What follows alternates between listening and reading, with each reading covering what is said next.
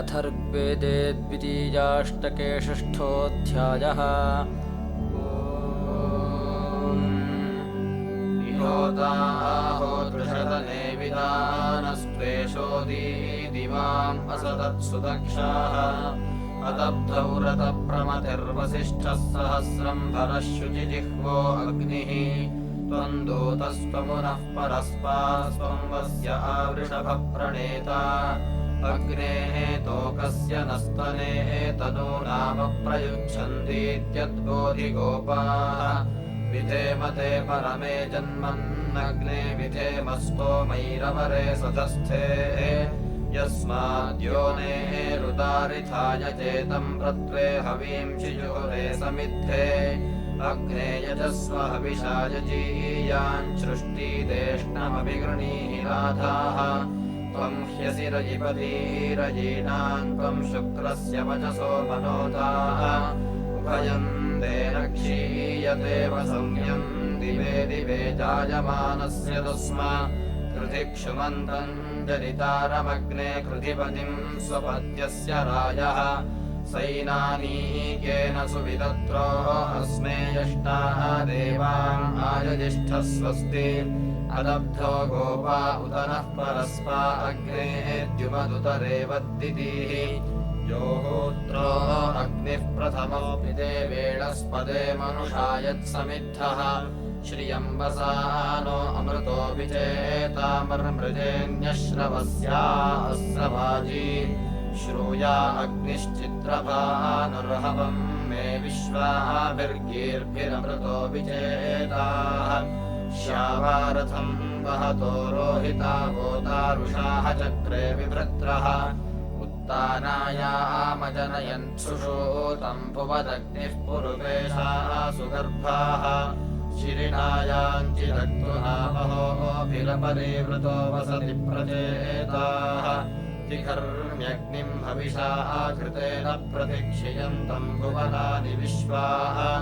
पृथुन्तिरश्चावयसा बृहन्तम् व्यजिष्ठमन्नैरभसन्दृशानम्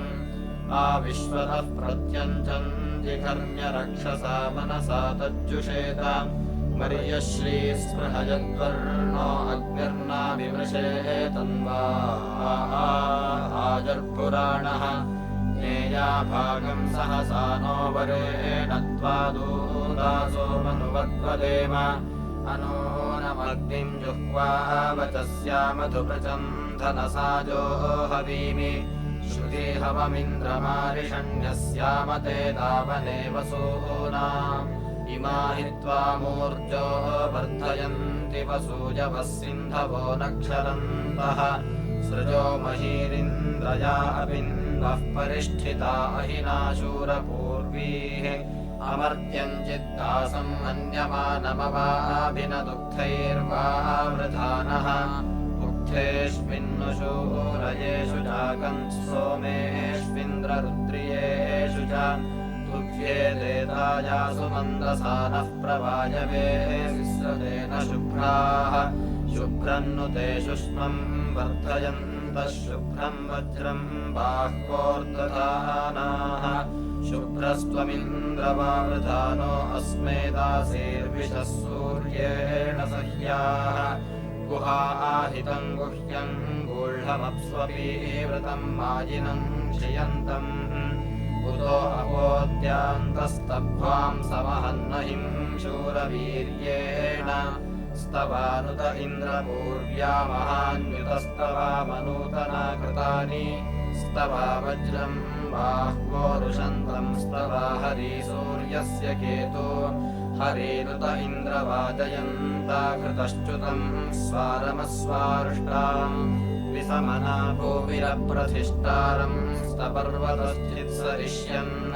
त्रिपर्वतः सात्यप्रयच्छन् सम्मातृभिर्वामशानो अक्रान् दूरे पारे वाणीम् वर्धयन्त इन्द्रेशितान्धमनिम् बप्रथन्नि इन्द्रो महाम् सिन्धुमाशयानम् मायाविनम् वृत्रमस्फुरन्निः अरेजेताम् रोदसीभियानेकनिक्रदतो वृष्णो अस्य वज्रात् अरोरवीद्वृष्णो अस्य वज्रो मानुषय्यन्मानुषो निजोर्वात् निमायिनो दानवस्य माया अपादयत्पविवान् सुतस्य पिवा बिबेरिन्द्रशूरसोमम् मन्दन्तु त्वामन्दिनः सुतासाः वृणन्तस्ते मुक्षे वर्धयन्त्विद्धा सुतः पौर इन्द्रमाव ते इन्द्राप्यभूमविप्राधियम् वने मरुतया सपन्तः अवस्यवो धीमहि प्रशस्तिम् सद्यस्ते रायो दावने स्याम स्यामदेत इन्द्रयेत ऊती अवस्यव ऊर्जम् वर्धयन्तः सुष्मिन्तमय्यम् चाकनामदेवास्मे रयिम् रासि वीरवन्तम् रासिक्षयम् रासिमित्रमस्मे रासि शब्द इन्द्रमारुतन्नः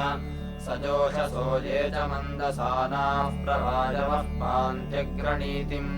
व्यन्त्विन्नु येषु मन्दसानस्त्रिपत्सोमम् पाहि द्रह्यदिन्द्र अस्मान् सुकृत्स्वातरुत्रावर्धयोद्याम् बृहद्भिरर्कैः बृहन्त इन्नु ये ते तरुत्रोक्थेभिर्वासुम् नमाविवासान् सृणानासो बर्हिः पस्त्यावत्वोता इदिन्द्रवाजमग्मन् उग्रेष्विन्नुशूरमन्दसानस्त्रिकदृगेषु पाहि सोममिन्द्र प्रदोधुवच्मश्रुषु प्रीणानो याहि हरिभ्याम् सुतस्य पीतिम् धिष्माशवः शूरयेन वृत्रमवाभिनद्दानुमौर्णवाभम् अपावृणो ज्योतिरार्याजनि संयतः सादिदस्युरिन्द्र स नेमयेत ऊतिभिस्तरन्तो विश्वास्पृथ आर्येण दस्योन् अस्मभ्यम् दत्त्वाष्ट्रम् विश्वरूपवरन्धयः साख्यस्य त्रिताय अस्य सुबानस्य मन्दिरस्त्रितस्य न्यर्बुदम् वा वृधानो अस्तः अवर्तयत्सूर्यो न चक्रम् विनद्वलमिन्द्रो अङ्गिरस्वान् नूनम् सा ते प्रतिपदम् चरित्रे दुहीयदिन्द्रदक्षिणामघोनीः शिक्षा स्तोत्रभ्यो मातिधग्भगो नो बृहद्वदेम विदथे सुवीराः यो नाथ एव प्रथमो मनस्वान् देवो देवान् क्रतुना पर्यभूषत्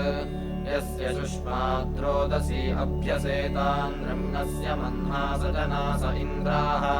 यः पृथिवीम् यतमानामद्रम् अद्यः पर्वतान्द्रकुपितामरम्णात्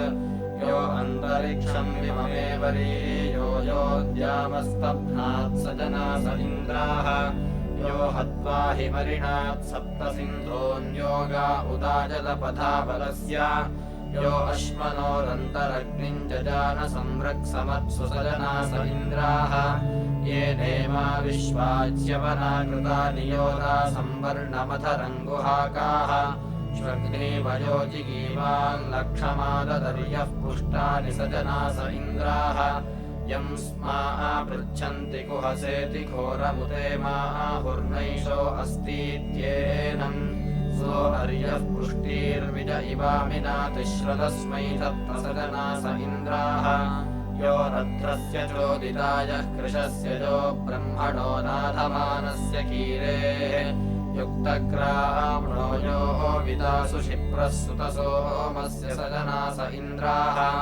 यस्याश्वासः प्रदिशि यस्य गावो यस्य ग्रामा यस्य विश्वे रथासः यः सूर्यम् य उषसम् जजानयो अपान्नेता सजनास इन्द्राः यम् क्रन्दसी संयति विह्वये ते परे पर उभयाः अमित्राः समानम् चिद्रथमादस्थिवाम् सानानाः वेते सजनास इन्द्राः यस्मान्नर्ते विजयन्ते जनाः सोऽयम् युध्यमाना अवसे हवन्ते यो विश्वस्य प्रतिमानम् बभूव यो अच्युतच्युत्सजनास इन्द्राः यः शश्वतो मह्येनो दधानानमन्यमानान् सर्वाः जघान यः शर्धतेनानुददाति श्रुध्यान्योदस्योर्हन्ता सजना स इन्द्राः यः शम्बरम् पर्वतेषु क्षियन्तम् चत्वारिंश्यां शरद्यन्वविन्दत् ओजायमानय्यो अहिञ्जगानदानुं शयानं सजना स इन्द्राः यः सप्तरश्मिर्वृषभस्तु विश्मानवासृजत्सप्तमे सप्त सिन्धून् यो रौहिणमस्फुरद्वज्रबाहुर्द्यामारोहन्तं सजना स इन्द्राः द्यावाचिदस्मै पृथिवी न मेते शुष्माच्चिदस्य पर्वता भयन्ते यः सोमपानिचितो वज्रबाहुर्यो वज्रहस्तः सजना स इन्द्राः यः सुन्वन्तमवति यः पतन्तं यः शंसन्तं यः शशमानमूति यस्य ब्रह्मवर्धनं यस्य सोमो यस्येदं राधः सजना स इन्द्राः यः सुन्वते पचते दुध्र आचित्वा चन्दर्दर्शि स किलासि सत्यः वयन्त इन्द्र विश्वः प्रियासः सुवीरासो विदथमावदेम ऋतुर्जनित्रे तस्याः अपस्परिमक्षो जात आविशत्या सुवर्धते तदा आहना अभवद्विद्युषेपयोंशोः पीयूषम् प्रथमम् तदुक्त्यम् सध्रीमायन्ति परिविभ्रतीः पयो विश्वप्स्न्याय प्रभरन्त भोजनम् समानो अध्वाः प्रवताः मनुष्यते यस्तागृणोः प्रथमम् सा स्युक्त्याः अन्वेको वदति यद्ददाति तद्रूपामिनं तदपा एक ईयते विश्वा एकस्य विनुदस्तितिक्षते यस्तागृणोः प्रथमं सा स्युक्त्याः प्रजाभ्यः पुष्टिं विभजन्त आसते रजिमिव पृष्ठं प्रभवन्तमायते असिन्वन्दं श्रैः पितुरत्ति भोजनं यस्तागृणोः प्रथमं सा स्युक्त्याः अथा कृणोः पृथिवीं सन्दृशे दिवे योधौ दीनामहि हन्नारिणक्पथः दन्तास्तोमेऽभिरुदभिर्नवाजिनम् देवम् देवा अजनम् सा स्युक्त्याः यो भोजनम् च दयसे च वर्धनमार्द्रादाशुष्कम् मधुमद्दुदोहिथ सशेवधिन्निदधिषे विवस्पति विश्वस्यैक ईशिषे सा स्युक्त्याः यः पुष्पिणीश्च प्रस्वश्च धर्मणाधिदानेव्या अवनीरधारयः यश्चासमाजनो दिद्युतो दिव पुरुरूर्वान् अभिरः सा स्युक्त्याः यो नार्मरं सह वसुन्निहन्तवे वृक्षाय च दासवेशाय चावहः ऊर्जयन्त्या अपरिविष्टमास्यमुतैवाद्यपुरुकृत्सा स्युक्त्याः शतं वायस्य दशसाकमाद्य एकस्य श्रुष्टौ यद्धचोदमाविथ अरज्जौदस्योऽन्समुहत्तभीतये सुप्राव्यो अभवः सा स्युक्त्याः विश्वेदनुरोधना अस्य वंस्यम् ददुरस्मै दधिरे कृत्नवेधनम् षडस्तभ्नाविष्टिरः पञ्चसन्दृशः परिपरो अभवः सा स्युक्त्याः सुप्रवाचनम् तव वीरवीर्या अय्यदेकेन क्रतुना विन्दसे वसु जातोष्ठिरस्य प्रवयः सहस्वतो याचकर्थसेन्द्रविश्वाः स्युक्त्याः अरमयः सरपसस्तरायकन्तुर्वीतये च वय्याय च श्रुतिम् नीचासन्तमुदनयः परावृजम् प्रान्धम् श्रोणम् श्रवयन् सा स्युक्त्याः अस्मभ्यम् तद्वसो दानाय राधः समर्थयस्व बहुतेव सौम्यम् इन्द्रयच्चित्रम् श्रवस्यार्योन् बृहद्वदेव विदथे सुवीराः अध्वर्यवो भरतेन्द्राय सोममामत्रेभिः सिञ्चतामद्यमन्थाः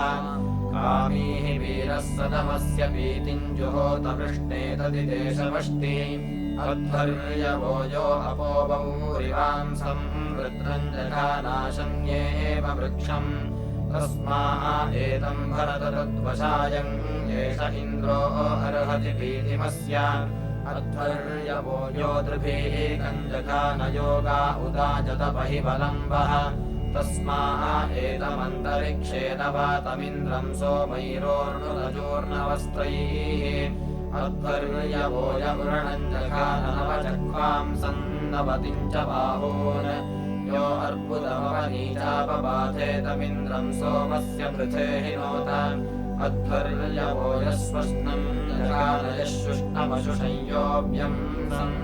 यः पिबृन्नमुचीयोरुधिक्रान्तस्मा इन्द्रायान्धसो जुहोत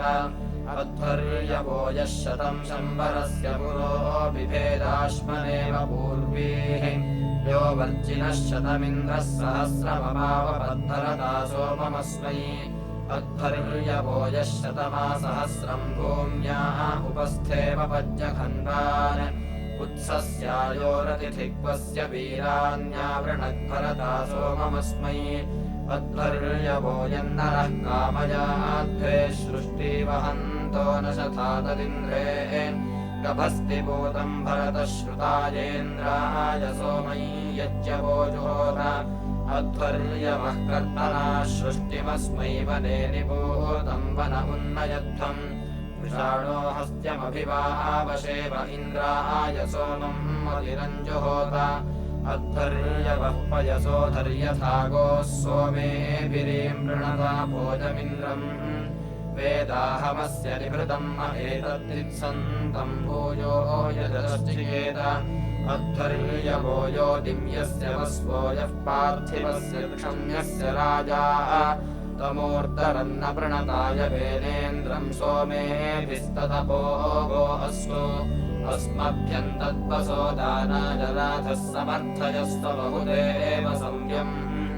इन्द्रयच्चित्रम् श्रवस्यामृत्योर्बृहद्वदेम विरथे सुवीराः प्रघान्वस्य महतो महानि सत्यासत्यस्य करणानि वोचम् त्रिगदृगेष्वविवत्सुतस्यास्य मदे अहिमिन्द्रो जघान अवंशेद्यामस्तभायद्बृहन्तमारोदसी अपृणदन्तरिक्षम् सधारयत्पृथिवीम् वप्रथच्च सोमस्य तामद इन्द्रश्चकार सद्मेः वप्राचोऽभिमायमानैर्वज्रेण खान्यतृणन्नदीनाम् वृथा सृजत्पथिभिर्दीर्घजाथैः सोमस्य तामद इन्द्रश्चकार सप्रवोढ्रोन्परिगत्यादभीतेर्विश्वमथागायुधविद्धे अग्नौ सङ्गोभिरश्वैरसृजत्रथेभिः सोमस्य तामद इन्द्रश्चकार स ईम् महेन्दुनिमेतोररम्णात्सो अस्नातो न पारयत् स्वस्ति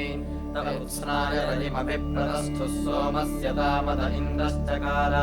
सोदञ्चम् सिन्धुमरिणान्महित्वा वज्रेणान उषसः सम्पिपेश अजवसो जपिनीभिर्विवृश्चन् सोमस्य तामद इन्द्रश्चकार स विद्वाङ्गपगोहङ्गलीनामाविर्भवन्नुरतिष्ठत्परामृग् प्रतिश्रोणस्थाद्या अनगतश्च सोमस्य तामद इन्द्रश्चकार विनत्तलमङ्गिरोभिर्गृणानो विपर्वतस्य दृम्भितान्यैरत् ऋणग्रोधांसि कृत्रिमाण्येषाम् सोमस्य तामद इन्द्रश्चकार स्वप्नेनाभ्युप्यातुमुलिन्दुलिम् च जगन्धदस्युम्भृतभीतिमावह ब्रह्मेचिदत्र विविधे हिरण्यम् सोमस्य तामद इन्द्रश्चकार नूनम् साते प्रतिवरम् चरित्रे दुहीयदिन्द्रदक्षिणामघोनीः शिक्षास्तोत्रभ्यो मातिभग्भगो नो बृहद्वदेव विदधे सुवीराः प्रवस्सताम् ज्येष्ठतमाय सुष्टुतिमग्नामिव समिधाने हविर्भरे इन्द्रमजुर्यम् जरयन्तमुक्षितम् सनाद्युवानमवसे हवामहे यस्मादिन्द्रात् बृहतः किञ्चने मृते विश्वान्यस्मिन् संहृताधिवीर्याः जठरे सोमन्तन्वी ईसहोमहो हस्ते वज्रम् भरति शीर्षणिक्रतुम् न क्षोणीभ्याम् परिभ्वेद इन्द्रियम् न समुद्रैः पर्वतैरिन्द्रते रथाः न ते वज्रमन्वश्नोति कश्चन यदाशुभिः पतसि योजना पुरो विश्वे यस्मै यजताय धृष्णवे क्रतुम् हरन्ति वृषभाय षष्ठते वृषाय यस्व हविषाः विदुष्टरः पिबेन्द्र सोमम् वृषभेण भानुना कृष्णः कोशः पवते मध्व ऊर्मिर्वृषभान्नाय वृषभाय पातवे वृषणाद्धर्यो वृषभासो अत्रयो वृषणम् सोमम् वृषभाय सुष्वति वृषाः ते वज्र उत ते वृषारथो वृषणा हरी वृषभाण्यायुधा वृष्णो मदस्य वृषभत्वमीशिष इन्द्रसोमस्य वृषभस्य कृप्नुहि प्रतेनावन्नसमनेव च स्युवम् ब्रह्मणायामि सवनेषु तादृशिः कुविन्नो अस्य वचसो निबोधिषदिन्द्रमुत्सन्नवसुनः सिचामहे पुरा सम्बाधादभ्यापवृत्स्वनो देदुर्नवत्संयवसस्य विप्युषीः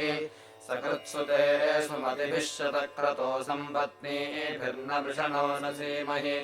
नूनम् सा ते प्रतिवरम् चरित्रे दुहीयदिन्द्रदक्षिणामघोनीः शिक्षाः स्तोत्रभ्यो मातिधग्भगो नो बृहद्वदेम विदथे सुवीराः तदस्मै नव्यमङ्गिरस्वदर्चत सुष्मायतस्य प्रत्नथो दीरते विश्वायद्गोत्रा सहसा परीवृता मदे सोमस्य दृम्भिताम् नैरयत् स भूतयोः प्रथमा यथाय स ओजो विमानो महिमानमादिरत् शूरो यो युत्सु तन्वम् परिम्यत शीर्षनित्याम् महिना प्रत्यमुञ्चताम् अथा कृणो प्रथमम् वीर्यम् महत्यतस्याग्रे ब्रह्मणा शुष्ममैरयः रथेष्ठेन हर्यश्वेन विच्युताः प्रजीरयः सिस्रते सत्प्रिया पृथक् अधायो विश्वाभुवनाभिमज्मनेशानकृत्प्रवया अभ्यवर्धत आद्रोदसी ज्योतिषा वह्निरातनोत्सेव्यन्तमांसि दुथिता समव्ययत् स प्राचीनान् पर्वतान् ब्रह्मदोजसाधराचीनमकृणोदपामपाः अथारयत्पृथिवीम् विश्वधाय समस्तभ्रान् मायजाद्यामपस्रसाः सा स्मारम् बाहुभ्यायम् पिता कृणोद्विश्वस्मादाजनुषो वेदसस्परि येना पृथिव्यान्निकृमिम् शयध्यै वज्रेण हव्यवृणक्तु विश्वणीः समाजोरिव पित्रोः स च आसती समानादासदसस्वापि जेभगम् कृधि प्रकेतमुपमास्याभरदद्धिभागम् तन्वो येन मामहाः भोजन्तामिन्द्रवयम् हुवेम तदिष्टमिन्द्रापांसि वाजान् अविड्ढेन्द्रचित्रयान ऊती कृतिवृषन्निन्द्रवस्य सोनः नूनम् सा ते प्रतिवरम् चरित्रे दुहीयदिन्द्रदक्षिणामघोनीः शिक्षाः स्तोत्रभ्यो मातिधग्भगो नो बृहद्वदेम विदथे सुवीराः प्रातारथो नवो योजिसस्तिश्चतुर्युगस्त्रिदशः सप्तरश्मिः दशारित्रो मनुष्यस्वर्षाः स इष्टिभिर्मतिवीरम् ह्योऽभूत् सा स्मारम् प्रथमम् सद्वितीयमुतो तृतीयम् मनुषः स होता अन्यस्या गर्भमन्यपूजनन्तसो अन्येभिः सदते जेन्द्यो वृषाः हरेणुकम् रथ इन्द्रस्य योजमायै सूक्तेन वचसा नवेन मोषुत्वामत्र बहवो हि विप्रानिरीरमन्यजमानासो अन्ये आद्वाभ्याम् हरिभ्यामिन्द्रयाह्या चतुर्भिरा षड्भिर्हूयमानः काष्ठाभिर्दशभिः सोमपेयमयम् सुतः सुमखमावृतः सः आविंशत्यात्रिंशतायाह्यर्वाङ्गा चत्वारिंशता हरिभिर्युजानः आपञ्चाशता सुरथेभिरिन्द्रा षष्ट्या सप्तत्या सोमपेयम् आशीत्यानवत्यायाह्यर्वाङ्गा शतेन हरिभिर्युज्यमानः अयम् विदेषु न होत्रेषु सोम इन्द्रत्वाजा परिषिक्तो मदाय मम ब्रह्मेन्द्रयाह्यच्छा विश्वाहरेधुरिविश्वारथस्य रुद्रा हि विहव्यो बभूथास्मिन् शोरसवने वादयस्व नम इन्द्रेण सख्यम् वियोषदस्मभ्यमस्य दक्षिणा दुहीता उपज्येष्ठे वरोथे गभस्तौ प्राये प्राये जिगीवांसस्याम नूनम् सा ते प्रतिवरम् चरित्रे दुहीयदिन्द्रदक्षिणामघोनीः शिक्षाः स्तोत्रभ्यो मातिभग्भगो नो बृहद्वदेम विदथे सुवीराः अपायस्यान्तसोमदायमनीषिणः सुबाणस्य प्रयसः यस्मिन्निन्द्रः प्रतिविवावृधान ओको रथे ब्रह्मण्यन्तश्च नराः अस्य मन्दानो मध्वो वज्रहस्तो हिमिन्द्रो अर्णो वृतमविवृश्चत् प्रयद्वयो न स्वसराण्यच्छा प्रयांसि च नदीनाम् चक्रमन्त समाहि न इन्द्रो अर्णो अपाम् प्रैरयदहिहाच्छा समुद्रम् अजनयत् सूर्यम् विदद्गा अग्नुनाह्नाम् वयुनानि साधत् सो अप्रदीनि मनवे पुरोणीन्द्रो दाशत्ताशुषे हन्ति वृत्रम् सद्यो यो नृभ्यो अतसायोगोत्पस्पृधारेभ्यः सूर्यस्य सातौ ससुन्नद इन्द्रः सूर्यमा देवोरिणङ्मत्यायस्तवान् आयत्रयिङ्गुहदवत्यमस्मै भरतम् शन्नैतशोदशस्यन् सनन्धयत्सदिवः सारथयेषुष्णमशुशङ्कुजवङ्कुत्साय दिवो दासाय नमतिम् च नवेन्द्रः पुरोभ्यैरच्छम्बरस्य एवात इन्द्रो चथमहेमश्रवस्यानत्मनाः वादयन्तः अश्याम तत्साप्तमाशुषाणाननमोवतरदेवस्य पीयोः एवाते कृत्समदाशूरमन्नावस्य वो न मयुनानि चक्षुः ब्रह्मण्यन्त इन्द्रतेन वीयैषमूर्जम् सुक्षितिम् सुम्नमस्यो ऊनम् सारे प्रतिपरम् चरित्रे दुहीयदिन्द्रदक्षिणामघोनीः शिक्षाः स्तोत्रभ्यो मातिथग्भगो नो बृहद्वदेव विदथे सुवीराः वयम् देवय इन्द्रविद्धिषुणः प्रभरामहे वाजयुर्नरथम् विपन्यवोदीध्यतो मनीषा सुम्नवियक्षन्तस्वावतो नृन् त्वन्न इन्द्रत्वाभिरूतीत्वा आयतो अभिष्टिपासि जनान् त्वविनोदाशुषो वरोतेऽध्याधीरभियो नक्षदित्वा स नो युवेन्द्रो जोहोत्रः सखा शिवो न रामस्तु पाता यः शंसन्तम् यः शशमानमूर्तिपचन्तम् च स्तुवन्तम् च प्रणेषत् तमुस्तुष इन्द्रम् तम् गृणीषे यस्मिन् पुरा वा वृधुश्राशदुश्च सरस्वः कामम् पेपरति यानो ब्रह्मण्यतो नूतनस्यायोः सो अङ्गिरसामुचथा जुजुष्वान् ब्रह्मा तूतोदिन्द्रो गातुमिष्णन् मुष्णन्नुषसः सूर्येण स्तवानश्नस्य चिच्छिष्णसत्पूर्व्याणि सह श्रुत इन्द्रो नाम देवपूर्वोपवन्मनुषे तस्मतमः अपप्रियमर्षसारस्य साह्वान् शिरो भरद्दासस्य स्वधावान् सरुद्रहेन्द्रः कृष्णयोनीः पुरन्दरो दासीरैरयद्वे अजनयन्मनवेक्षामपश्च सत्राशम् संयजमानस्य तूतोत् तस्मै तपस्या अमनुदायि सत्रेन्द्राय देवेभिरर्णसादौ प्रतियतस्य वज्रम् बाह्वोर्धुरहद्वेदस्योऽन्पुर आयसेर्नितारेत् नूनम् सादे प्रतिवरम् चरित्रे दुहीयदिन्द्रदक्षिणामघोनीः शिक्षाः स्तोत्रभ्यो मातिथग्भगो नो बृहद्वदेम विदथे सुवीराः विश्वजिते धनजिते स्वर्जिते सत्राजिते नृजित उर्वराजिते अश्वजिते गोजिते अब्जिते भरेन्द्राय सोमै यजताय हर्यतम् अभिभुवे विभङ्गाय वन्वदेशाय सहमानाय वेदसे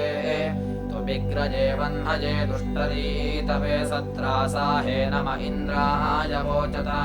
सत्रासाहो जनभक्षो जनम् सहश्च्यवनो युद्धो अनुजोषमुक्षितः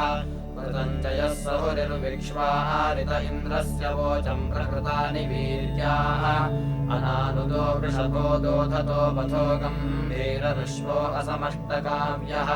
तत्रचोदश्नथनो वीडितस्पृथुरिन्द्रः सुयज्ञ उषसस्वर्जनत् यज्ञेन गातुमप्तुरो विविद्रिरेथियो हिन्वाना उषिजो मनीषिणाः अभिस्वराः निषदागा अवस्यप इन्द्रे हिन्वाना द्रविणान्याशत इन्द्रः श्रेष्ठानि द्रविणानि धेहि चित्तिन्दक्षस्य सुभगत्तमस्मे